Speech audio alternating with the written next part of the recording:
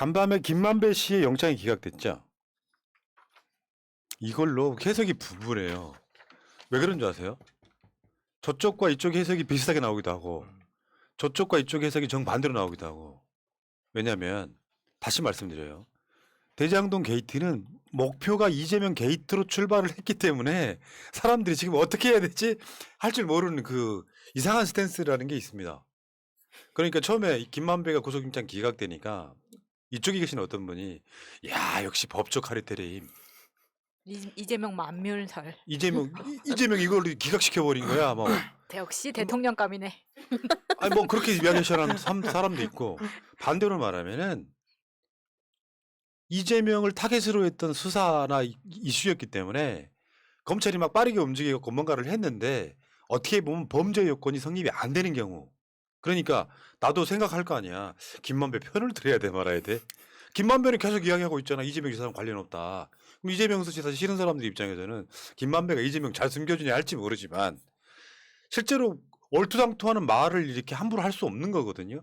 김만배도 약간 좀 이상한 사람과는 아니에요. 굉장히 뭐랄까 자기 나름대로 뭔가를 유지하고 있는 사람이에요. 근데 공교롭게도 그날 당일날 중앙지검장이 그분은 정치인이 아니다라면서 이재명 지사가 아니라는 얘기를 했잖아요. 근데 그 국정감사에 무슨 일이 일어난 줄 알아? 그 말이 나오니까 국민의힘 국회의원들이 뉘앙스가 이런 거야. 그 말 책임질 수 있냐? 그러면서 그 과정에서 뭐가 있었냐면 이재명 지사가 수사 대상인 건 맞죠? 그러니까 당연하지. 왜냐하면 고발이 된 데다가 그 수사의 범주 안에 들어있다. 이렇게 표현하니까 보수 언론이나 똥파리들은 이재명 수사 범주 안에 들어있다가 헤드라인이고 대개 사람들은 이재명 그러니까 정치인 이재명은 그분이 아니다라는 쪽으로 갔거든요. 한 자리에서 나온 말이 헤드라인이 다르다는 거예요. 그 과정에서 이제 그 정치인 이재명이냐 아니냐를 놓고 또 계속 따져요. 그래서 결국엔 그게 이를테면 그게 확실해? 네가 책임질래? 그래서 그 말끝을 굉장히 흐리게 만드는 과정까지 갔던 거죠. 그러니까 김만배 영장이 기각된 것이 법적 카르텔의 힘이다라고만 볼 수 있는 부분이 아니라는 거죠. 전 김만배가 우리 편 또는 저쪽 편 아니면 착한 놈, 나쁜 놈 이렇게 규정할 수 없기 때문에 검찰의 문제를 더 객관적으로 볼 수 있다고 생각이 듭니다. 그러니까 검찰들이 입고한다라고 얘기하잖아요. 일단은 구속시키고 수사하는 거.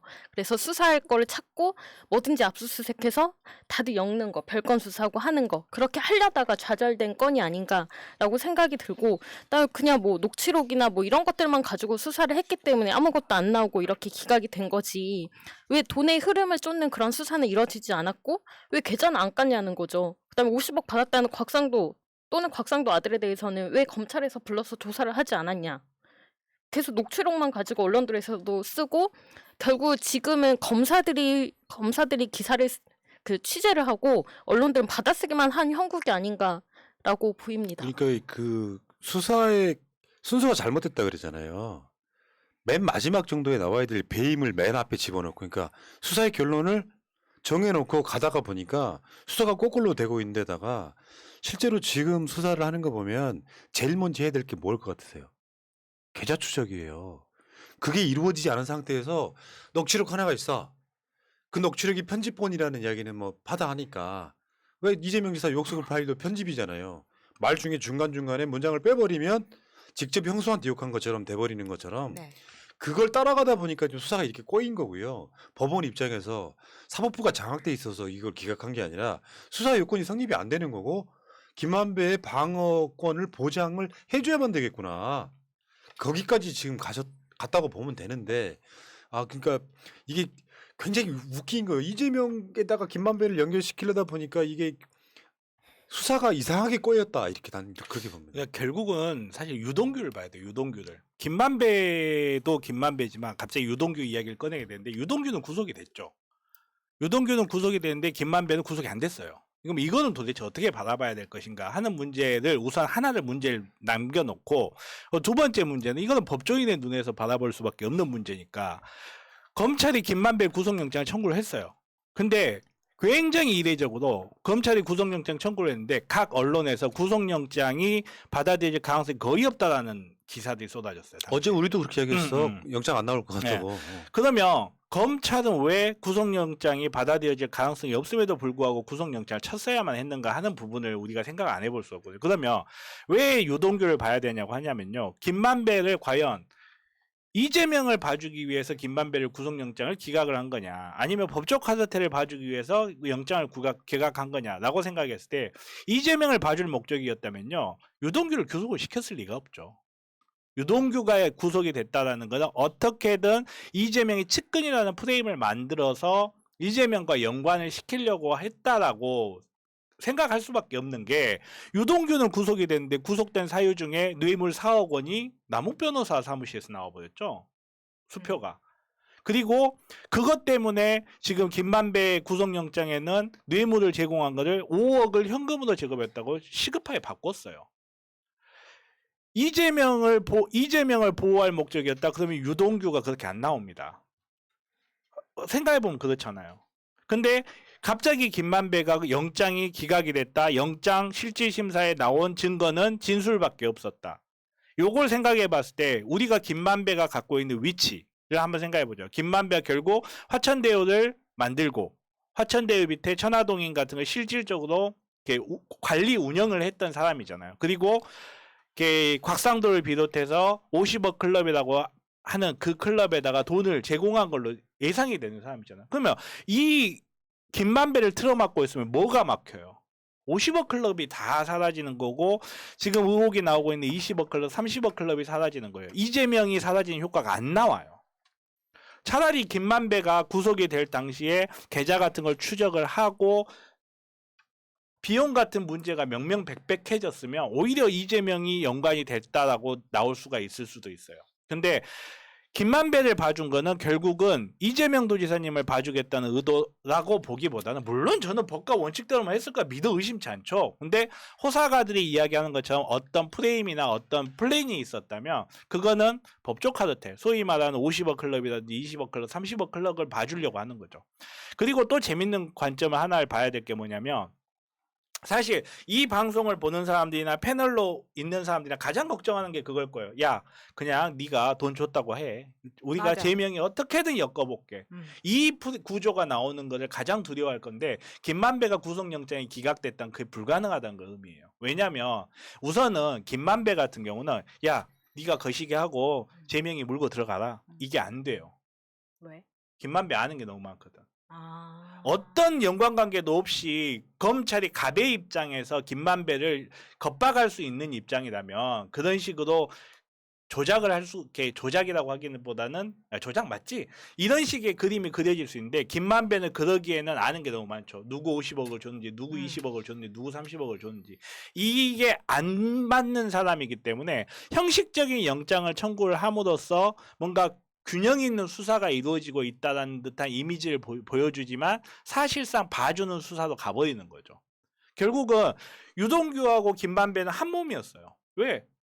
수대자는 증례자잖아. 그러니까 뇌물 준 사람이랑 받은 사람이잖아. 그리고 그 과정에서 뭐 돈을 몇 억을 챙겼니 하는 부분이 김만배한테는 문제가 있다고 하지만, 이 두 사람이 각각 다른 결론이 나왔다는 거는 사실은 상정하기 어려운 거예요. 유동규는 구속이 됐는데 김만배는 구속이 안 됐다. 가장 중대한 죄는 배임보다는 증례 수대예요. 그러니까 뇌물을 주고받은 거예요. 근데 뇌물을 받은 사람은 구속이 안 됐고, 뇌물을 준 사람은 이 사람 이상한데? 이 구조가, 이 이상한 구조가 나올 수 있다는 것 자체가 김만배를 봐주게 하고 있다라는. 그러니까 이 부분에 이런 게 있어요. 우리 변호사가 말을 너무 어렵게 해가지고 사람들이 이게 뭔 소리야? 간만에 변호사 같았어요. 아, 그렇긴 하죠. 근데 이런 건 있어. 유동규를 구속시키는데 결정적으로 작용한 건 휴대폰 던졌다예요. 증거인멸. 그러니까 내용상으로 뭔가 이게 소명되는 게 아니라 그 과정에서 증거인멸이나 도주의 우려 같은 것들이 크게 작동을 하면 구속영장이 나오는 거고요. 김만배 같은 경우는 다시 한번 생각을 한번 해봐요. 이 사건의 출발점이 이재명이에요. 이재명이 성남시가 그 5,500억 정도를 환수한 것은 싹 지우게 만들고, 이재명이 그 세력들로부터 뭔가 어마어마한 돈을 받았을 거라고 하는 의심으로 출발한 사건이기 때문에 잘 한번 생각해 보자고. 멀리 떨어져서 한번 보자고. 대장동 저 멀리 한번 봐봐봐. 이 사건을. 예를 들어서 수사라고 하는 것은요. 불법성이잖아요. 근데 명백하게 뇌물 같은 경우는 내가 돈을 받았을 때 그 대가로 뭔가를 해주는 게 뇌물이잖아요. 내가 아는 사람이고 뭐 불쌍해가지고 예를 들어서 유동규가 처음에 화천대유가 돈 벌게끔 하는 성남도시개발공사의 기획본부장으로서 많은 편의를 제공했어. 같이 했던 동지야 일종의. 근데 그 김만배가 이혼도 하고 그래가지고 돈이 좀 가난해졌어. 유자료도 필요하고 그래서 예를 들면. 그래서 얘도 돈 벌었다고 하니까 가가지고 형님 너는 유동규가 유동규가 거기다가 돈 좀 주세요. 왜냐면 돈이 막 넘쳐나는 곳이었잖아요. 그것을 그냥 줄 수도 있는 거라고. 옛날 의리 때문에 돈이 남아돌면 그렇잖아. 자기 도와줬으니까. 근데 이게 어떤 대가성으로 갖느냐를 입증해야 되는 거예요.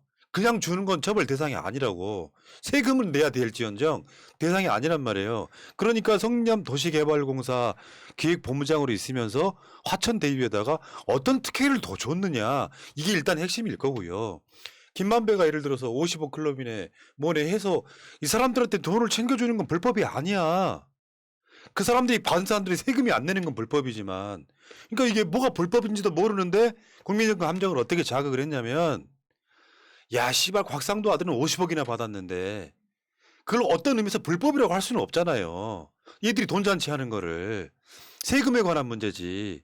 이거를 국민 감정을 계속 자극해가지고 이재명은 한 700억 받았을 거야. 그러니까 정영학 회계사의 녹취록에서 그분이라고 하는 것이 분명 이재명이다 라고 시작된 이 보도와 수사가 지금까지 온 거예요. 근데 법원이 봤더니 이게 구속시킬 정도는 아닌 거야 일단은. 사실 이제 그 국민 감정 자극을 할 때 가장 초기에 많은 영향을 미쳤던 거는 자본금이 1,000만 원인데 5천만 원이었나요? 5천만 뭐 10,000배를 넘는 이익을 얻었다. 뭐 해가지고 10,000배라서 10,000배 막 이런 이야기 하면서 사람들의 감정을 이렇게 자극을 계속했는데 결국 그 안에서 나오는 건 사실은 다 국민의힘 맞아요. 소속 사람들이 나왔잖아요. 그러니까 이거를 국민의힘이나 이 법조 카르텔의 입장에서는 이재명 목소리 안 낼 수가 없는 거예요. 왜? 연막탄을 계속 터트리지 않으면 결국은 시선은 자기들한테 돌아와 버리거든요. 처음에는 이재명과 무슨 연관이 있다라는 식으로 계속해서 이야기를 하면서 군부를 뗐을지 몰라도 떼다 보니까 갑자기 뭐 상도 아들이 나와버리고 갑자기 박영수가 나오고 물론 박영수 본인은 뭐 아니라고는 합니다만 갑자기 뭐 대법관 출신들이 나오고 이 과정에서 자기네들이 아뜨가 하다 보니까 이거 연막을 안 치면 자기들이 드러나고 있는 상황이라 죽을 때까지 이재명 할 거예요. 이재명 예. 하고 있을 거예요. 그러니까 이 사건은 내가 봤을 때 이재명을 띄어내고 나면 오히려 사건이 보인다니까요. 그렇죠. 네, 맞아요. 자꾸 머릿속에 이재명을 상상하게 만들어가지고 사건을 바라보니까 하나도 안 풀리는 네. 거야. 그러니까 얘네들이 원하는 게 그건 거예요. 이재명을 떼놓고 바라보지 못하게 하는 거. 언론이나 국민의 힘이 원하는 게 사람들 머릿속에서 이재명이 사라져버리는 순간 밑에 드러나는 건 뭐예요? 자기들이야. 그러니까 오늘 보도 중에 김호수 검찰총장이 검찰총장 취임 전까지 성남시 고문 변호사였다. 이걸 더 크게 띄우잖아요. 뭔가 있는 것처럼 연막을 엄청 비우는 거야. 그러니까 그게 지금 재판에서 기각을 그러니까 구속영장 구속이 안 됐잖아요. 그러다 보니까 계좌 추적을 안 한 거라던가 아니면은 뭐 원래 4억을 수표를 받았는데 현금 5억이라고 바뀌는 부분들 이런 것들이 검찰이 일부러 저런 식의 스탠스를 취하면서 구속이 제대로 되지 않을 만큼 판결이 제대로 되지 않을 만큼 한 거 아니냐라는 것에 검찰의 스탠스에 명분을 주면서 화살 돌리기를 김호수한테 하고 있는. 그래서 지금 뭐 트위터나 이런데 김호수 때리기가 갑자기 시작이 된 거예요. 김호수가 전 성남 고문 변호사였다는 것 때문에. 근데 성남시 고문 변호사가 15명입니다. 그리고 월에 30만 원 받아요. 그런데 이 김호수가 성남 고문 변호사로 등록되어 있었던 시기는 2020년과 2021년 올해 취임 전까지거든요. 그러니까 사실 이재명하고 관계가 있어요, 없어요? 없죠. 없다는 없을 거죠. 뿐더러 이렇게 봐야지. 김호수는 거기만 고문 변호사였겠어요. 그렇죠. 월 30에 여러 군데 했겠지. 이거 월 30 가지고 상남시만 그렇게 했겠냐고. 고문 변호사 무슨 뭐 회사일 수도 있고 지자체일 수도 있고 수도 없이 많이 걸려 있을 거란 말이야. 그것 중에 하나만 가져와 가지고 근데 이것도 웃겨. 이 검찰이 그러면은 김만배 영장이 기각되게 영장 청구했다는 거냐? 그렇게 몰고 갈 수는 없는 거예요. 지금 검찰총장이 김만배 영장 청구하는데 일부러 허술하게 해가지고 기각되게 만들어라 이런 구조로 또 그 맞아요. 머릿속의 구조를 그냥 그렇게 몰고 가면 안 된다는 거죠. 네. 내가 봤을 땐 그래요. 법원이 봤을 때 김만배에 대한 영장에 나와 있는 주요 내용이 증거는 없이 녹취록만 보고 영장을 청구했다고 난 봐요. 녹취록이라는 게 정말 불완전한 증거거든요. 그러니까 그 법원 입장에서 봤을 때는 이게 구속의 사유가 될 만하지 않다고 봤기 때문에 기각시킨 거예요. 그렇죠. 말이 안 되는 거. 녹취록 하나 가지고 어떤 사람이 이 녹취록이 진정성립, 그러니까 정말로 아무런 손이 대지지 않은 녹취록인지도 불분명한 상태에서 올고, 원래 사람이 대화를 한다는 게, 대화를 하는 상황이라는 게, 마차님하고 저하고 둘이 대화하다가 둘이 나중에 생각해보면 뭔 대화했는지 헷갈릴 때가 있어요. 주먹이 실제 먼저 사람의 대화라는 게 그래요. 그것처럼 그 대화 당사자가 받아들이는 내용, 화자가 받아들이는 내용과 청자가 받아들이는 내용이 다를 수도 있고 거기에 대한 리액션이 다를 수도 있기 때문에 녹취록은 굉장히 불완전한 증거예요. 예. 그 불완전한 증거를 가지고 어떤 사람, 그것도 혐의 자체가 뭐 수천억 배임, 뭐 몇십억 뇌물, 이 혐의를 인정한다는 것 자체는 정말 무리수인 거거든요. 그 무리수도 그냥 검찰만 아는 무리수가 아니고 일반 법조 기자들이 봐도 금방 볼 수 있는 무리수를 검찰이 왜 했는가, 이 부분을 생각을 해보면 좀 재밌는 답이 나올 수 있고, 그리고 이 부분에서 김호수가 어떤 영향력을 미쳤다는 거는 말도 안 되는 거예요. 그거는 제가 알기로는 그런 검찰총장 딱 한 명밖에 없습니다. 그렇지. 딱 한 명밖에. 그분이 징계를 받으셨다는데 제가 누군지는 잘 모르겠어요. 아무튼 그런 검찰총장 한 명밖에. 그리고 네. 지금 상태에서 김호수가 정말로 그 수사팀이 한마디만 하면요 3대 주요 일간지에 난리가 날 겁니다. 진짜. 그렇지. 음. 음. 근데 또 최근에 그 정영학 회계사발 50억 클럽도 있다는 썰이 돌죠. 국민의힘 의원 포함해가지고 5-6명이다. 이제 이게 약간 자학적으로 가죠. 50억 클럽 이런 것들이 사실인지 아닌지 몰라요. 근데 전체적인 컨트롤에서 봤을 때는 이재명의 업적이고 치적이었던 것을 비리로 몰고 가려고 하니까 여러 가지 무리수가 생겼다. 나는 김만배 편도 아니고 김만배를 다른 시각으로 보고 싶지도 않아요. 굳이 등장하자면 여기에 말한 그분한테 뭐 700억을 줘야 되는 그 700억 약정설 이런 거는 이재명일 수가 없는, 전체적인 큰 틀에서 보면 이재명일 수가 없는, 최근에 왜 성남 씨한테 이 사람들 지금 더 이상 그 이익금을 분배하지 못하게 가져가지 못하게 해라까지 지금 성남시 그걸 착수했다 그러고 정념이. 금요일 날 검찰이 성남시를 압색했다 그러는데 사실 그 큰 의미 없다고 봅니다. 전체적으로 봤을 때 부동산 업자들이 어디 들어갔는데 이곳은 왜냐면 같은 수도권에서도 이 완전 노른자이에요. 대장동이 분당이니까 여기에 개발하면 서울의 웬만한 지역 광북보다 더 수익이 많이 날 곳이었는데 부동산이 별로 안 좋던 시기에 이거 개발했다가 나중에 수익이 엄청 더 많이 나가지고 더 줘. 뭐 이렇게 해가지고 5,500억이나 환수하고 나머지 그 정도의 금액을 갖고 지금 배당 잔치하다가 지금 사고가 터진 건데, 그러면은 그 과정에서 내가 말씀드렸잖아요. 전에 어느 지역에 가서 건설 아파트 하나만 지어도 각종 어마어마한 비리가 발생한다니까요. 예를 들면 뭐 상한선을 가져가지 마라라든지 하면 만약에 그렇게 한번 했다고 쳐봐봐. 5,500억을 환수하는 게 아니라 더 이상 수익 가져가지 말라고 상한선을 정했다고 쳐봐요. 그러면 내부적으로 또 비리가 발생해.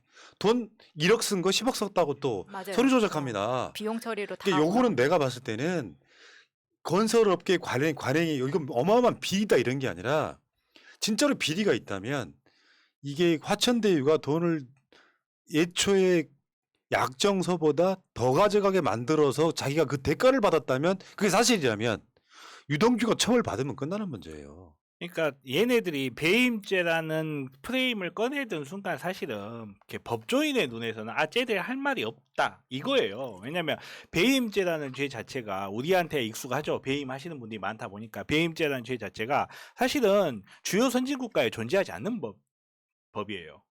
그리고 배임죄라는 게 성립이 되려면 기본적으로 경제적 이득이 있어야 돼요. 업무를 위배했다고 해서 무조건 배임죄가 되는 게 아니에요. 배신적으로 위배를 해야 돼요. 자기의 이익을 위해서 업무를. 근데 어떤 이익이 주고받아졌는지에 대한 이야기는 심지어는 국민의힘에서조차 아무 말 못해요. 안 해요. 그리고 오로지 얼마를 더 가져올 수 있었는데 그거를 왜 못 가져왔냐라는 이거 하나만 가지고 지금 떠들고 있는 거거든요. 결국은 이렇게 자기들도 알아요.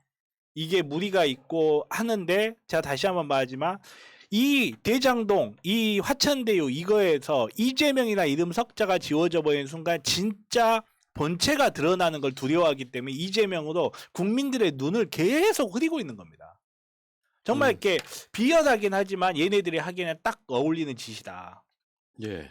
그리고 사실 그 김만배 이야기를 들어보면 횡설수설 아니고요. 내가 봤을 때는 전체적으로 맥락은 잘 이야기해요. 그러니까 어떤 사건이 일어났을 때 그 사람을 악인화시키면 모든 말을 안 믿게 되잖아요. 소위 똥파리들이 이재명 바라보는 시각으로 바라볼 게 아니라 그 사람 말이 상황적으로 합리적이냐 아니냐를 설명을 해야 되는데 그들이 이익 배분하는 것은 모르겠어요. 다 드러난 게 없잖아. 그러면 그거를 만약에 추적을 하려고 하면 계좌 추적하면 된다니까요. 왜 계좌 추적을 안 해? 계좌 추적이 그쵸? 중요합니다. 제일 중요한 게 이재명한테 직접 갔든 누구한테 갔건 뭐 곽상도한테 갔건 계좌 추적을 하는 건 명분은 합리적으로 있을 수 있단 말이에요. 진짜로 배임인지 아닌지 뭐 횡령인지 아닌지 뇌물인지 아닌지 보려면 계좌 추적하면 되거든요. 아니 조국 장관님이 청와대 앞에서 얼마를 입금하고 뺐는지까지 다 신문에까지 탈탈 털던 애들이 김만배를 왜 안 합니까? 그게 진짜 웃긴 거예요. 그래서 이제 그런 생각들을 하는 거죠. 이제 김만배를 악인화하는 사람들 입장에서는 김만배를 법적 카르텔이 봐주고 있다 이렇게 또 이야기를 할 수 있겠지만 어쨌건 나는 김만배가 나는 이재명 지사를 딱 한 번 만났다. 인터뷰 때. 그러니까 음.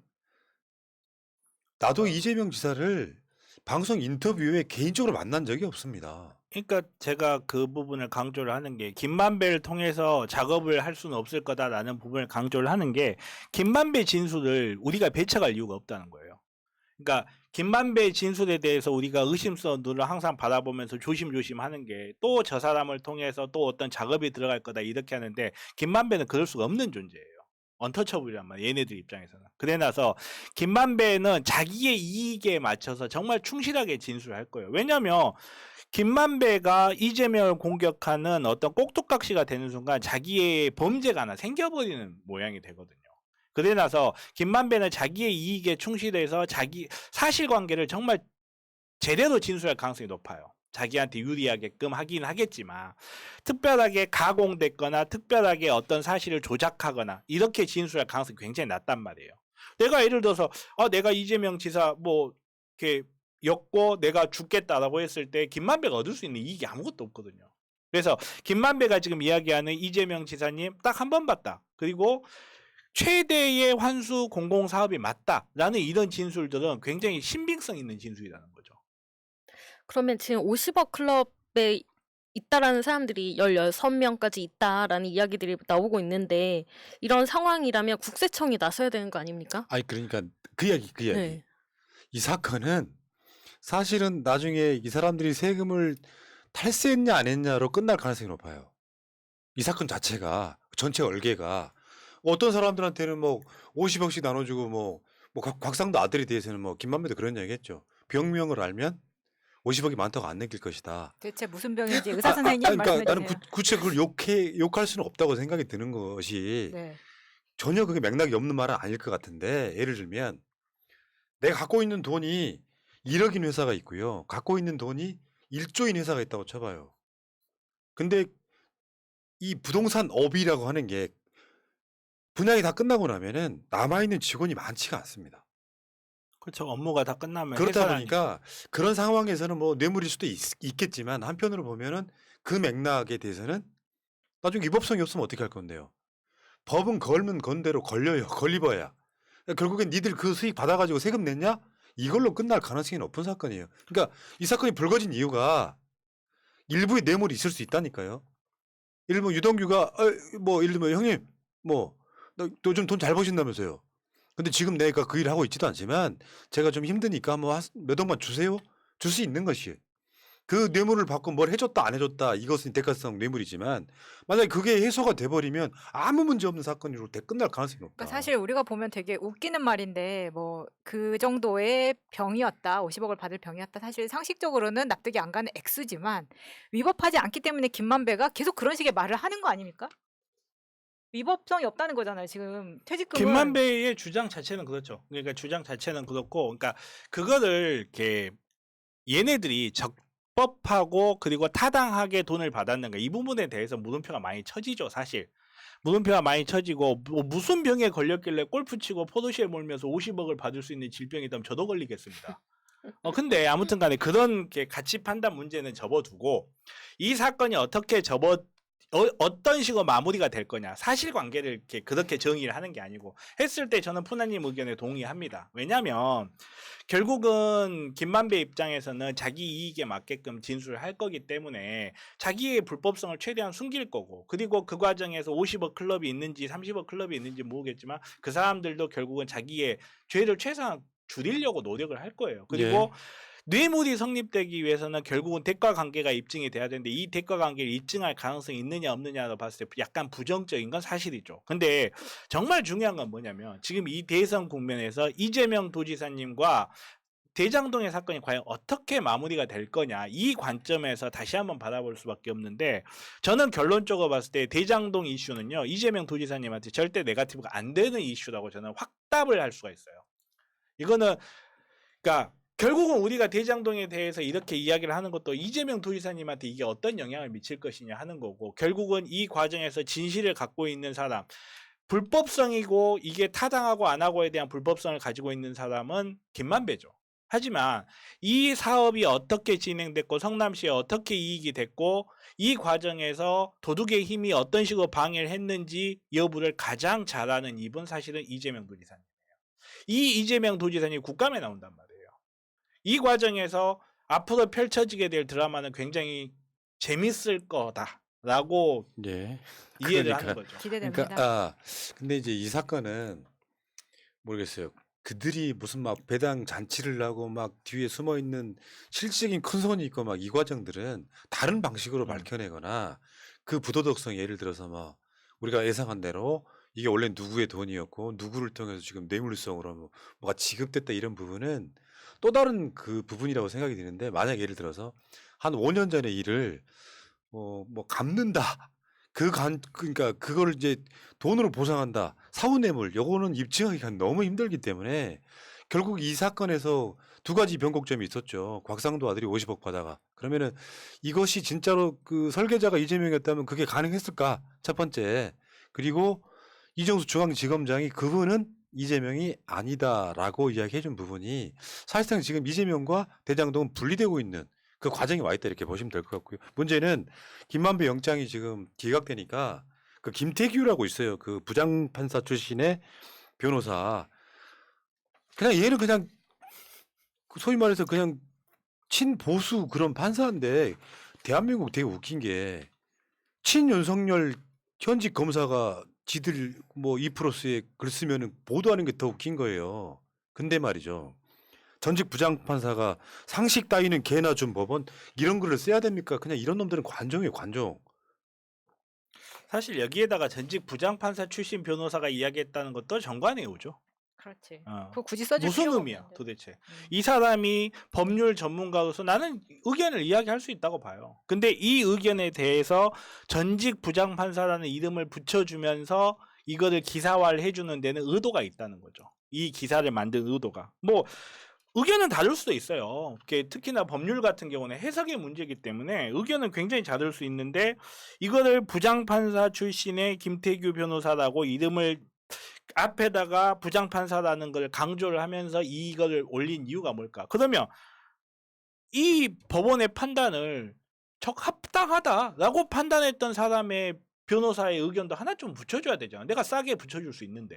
근데 그런 건 없이 그냥 부장판사 출신의 변호사가 봤더니 이거는 뭐 상식 따위는 개나 준 법원 이렇게 나온다는 것 자체가 사실 말이 안 되는 그러니까 지금 보수 언론이 이번에 영장 기각한 문성관 영장 전담 부장판사가 뭐 옛날에 그 촛불 집회에 광우병 무죄 내주고 뭐 무단 방북한 사람들 무죄 판결 내렸다 이런 식으로 또 성향을 이야기하게 되는데요. 그러면 이런 것들이거든. 이따가 윤석열 이야기를 또 달리 하겠습니다만 법을 해석하는 게 다 제각각 가지각색인 거야. 지한테 유리한 재판 결과가 나오면 말도 안 되는 판결이라고 했던 사람들이 법원의 판결을 환영하고 이런 짓거리 좀 제발 안 했으면 좋겠습니다. 그래서 오히려 부장판사나 정치적 성향이 있는 사람들이 이런 판결을 비판하는 걸 보도하는 게 더 악의적인 거죠. 내 성향이 있고 부장판사 뭐 또는 그런 판사 출신이나 검사 출신들이 정치적 성향이라는 게 있잖아요. 근데 국회에서 국정감사를 하면은 검찰 출신 뭐 검찰들 검사장들 쫙 모아놓고 옛날에 그렇게 칭송하던 놈들이 이번에 정반대로 친정권 성향의 검사장이라고 이야기하는 아니, 이 과정들이 있는 거예요. 스스로 사법부가 개판이라는 걸 말해주는 거랑 마찬가지라고 예. 생각하고요. 이 성향에 따라서 이게 통하지 않았다는 특히 문성관 부장판사 같은 경우에는 판사 사찰 등이 통하지 않았다라고도 생각해 볼 수 있다고 생각합니다. 예. 그러니까 페이스북이 출입처인 기자들이 참 문제인 거죠. 예, 페이스 그리고 알겠습니다. 이 김태규 변호사가 쓴 글을 보면요, 그냥 판사를 비난하는 거지 어떤 법리가 들어있는 게 아니에요. 판사가 문제다. 그러니까 그런 놈들이 있다니까 열심히 법 공부해가지고 들여다볼 생각을 안 해. 왜 이게 기각됐는지에 대한 생각을 안 해. 그냥 이 판사는 친정권 판사이기 때문에 그러면 이게 또 갑자기 또 꼬여요. 김만배가 친정권이었나? 근데 김만배가 돈 나눠준 사람은 국민의힘 쪽 계열인데 웃기는 새끼들인 거지. 여기까지 합시다.